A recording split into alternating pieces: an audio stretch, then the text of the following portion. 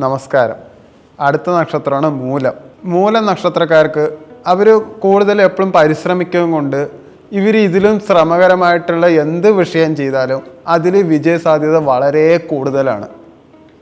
അതുപോലെ തന്നെ പുതിയ ജോലി അല്ലെങ്കിൽ പുതിയ ബിസിനസ്സൊക്കെ സ്റ്റാർട്ട് ചെയ്യുകയാണെങ്കിൽ ബിസിനസ്സിൽ പെട്ടെന്ന് ഉയർച്ച ഉണ്ടാവുകയും ചെയ്യും. ജോലിയാണെങ്കിൽ പെട്ടെന്നൊരു ജോലി നിങ്ങൾക്ക് കണ്ടെത്താനും കഴിയും. അതുപോലെ തന്നെ കുടുംബപരമായിട്ട് ഇപ്പോൾ കുറച്ച് പ്രശ്നത്തിലാണെങ്കിലും ആ സമയത്ത് കുടുംബത്തിൻ്റെ എല്ലാ സഹായവും സുഖമായിട്ട് നിങ്ങൾക്ക് ലഭിക്കും.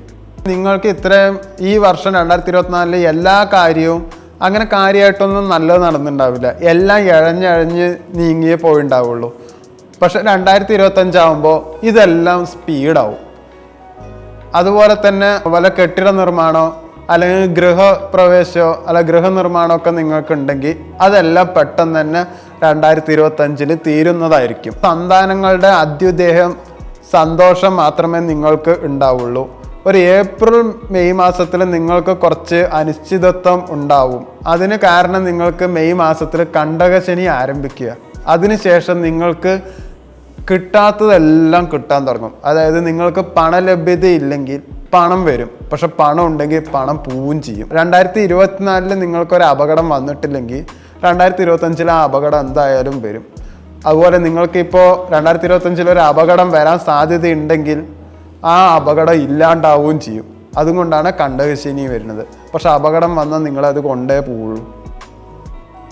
അതുകൊണ്ട് വാഹനത്തിൽ നന്നായിട്ട് തന്നെ ഒന്ന് ശ്രദ്ധ കേന്ദ്രീകരിക്കണം.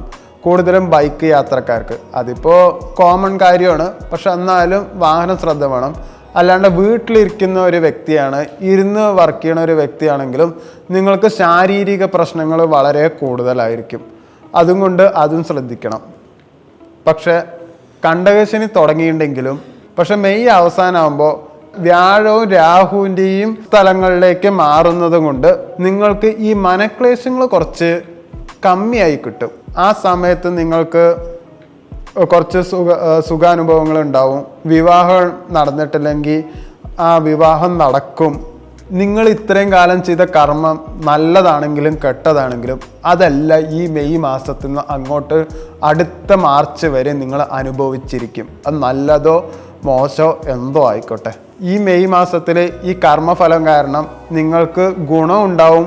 അതുപോലെ തന്നെ നേരത്തെ പറഞ്ഞ പോലെ തന്നെ ധനം ഒഴുകിയും കൊണ്ടേയിരിക്കും. പക്ഷെ അങ്ങനെ മെയ് മാസം വരെ നിങ്ങൾക്ക് ധനം ഒഴുകിയും കൊണ്ടിരിക്കുന്ന അവസ്ഥയാണെങ്കിൽ അതിൽ കുറച്ച് പാളിച്ച് വരും. ധനം ഒഴുക്ക് കുറച്ച് കമ്മിയാവും. ഒരു വർഷത്തിലെ കാര്യമായതും കൊണ്ടാണ് അധികം ഡീറ്റെയിൽ ഇല്ലാണ്ട് ഞാൻ പറയുന്നത്. അടുത്ത വീഡിയോയിൽ ഓരോ മാസത്തിലും നിങ്ങളുടെ മാസഫലം പറയുന്നതാണ്. അപ്പോൾ അതിൽ ഒരു മാസത്തിൽ എന്തൊക്കെ നടക്കുന്നുള്ളത് ഞാൻ ഡീറ്റെയിൽ ആയിട്ട് പറയുന്നതാണ്. ഞാൻ ബേസിക്കലി ഒരു സൈക്കോളജിസ്റ്റാണ്. അപ്പോൾ ഞാനിവിടെ വേറൊരു ചാനലിൽ ഡാർക്ക് സൈക്കോളജിനെ പറ്റിയിട്ട് പറഞ്ഞും കൊടുക്കുന്നുണ്ട്. പക്ഷെ ഞാൻ ഒരു ആസ്ട്രോളജർ ആണോ എന്ന് ചോദിച്ചാൽ ഞാനൊരു പ്രൊഫഷണൽ ആസ്ട്രോളജർ അല്ല. ഞാൻ കുറേ ആസ്ട്രോൻ്റെ പുസ്തകം വായിച്ചതും കേട്ടറിവും ഞാൻ എൻ്റെ പേഴ്സണൽ ആവശ്യത്തിനാണ് യൂസ് ചെയ്തത്. അതുപോലെ എൻ്റെ ഫാമിലി, ഫ്രണ്ട്സ് അങ്ങനെയുള്ളവർക്കൊക്കെ ഞാൻ പറഞ്ഞു കൊടുക്കുകയായിരുന്നു. അപ്പോൾ ഈ പറഞ്ഞു കൊടുത്ത കാര്യങ്ങൾ അവരപ്പോൾ വിശ്വസിച്ചില്ലെങ്കിലും പിന്നെ അവർ വന്നിട്ട് എൻ്റെ അടുത്ത് പറഞ്ഞു, നീ പറഞ്ഞ കാര്യം അത് ശരിയായി എന്നുള്ളത് അവർ പറഞ്ഞു. അപ്പോഴാണ് നീ ഇത് യൂട്യൂബിൽ വീഡിയോ ചെയ്തുകൂടെ എന്ന് അവർ റെക്കമെൻഡ് ചെയ്യാൻ തുടങ്ങി.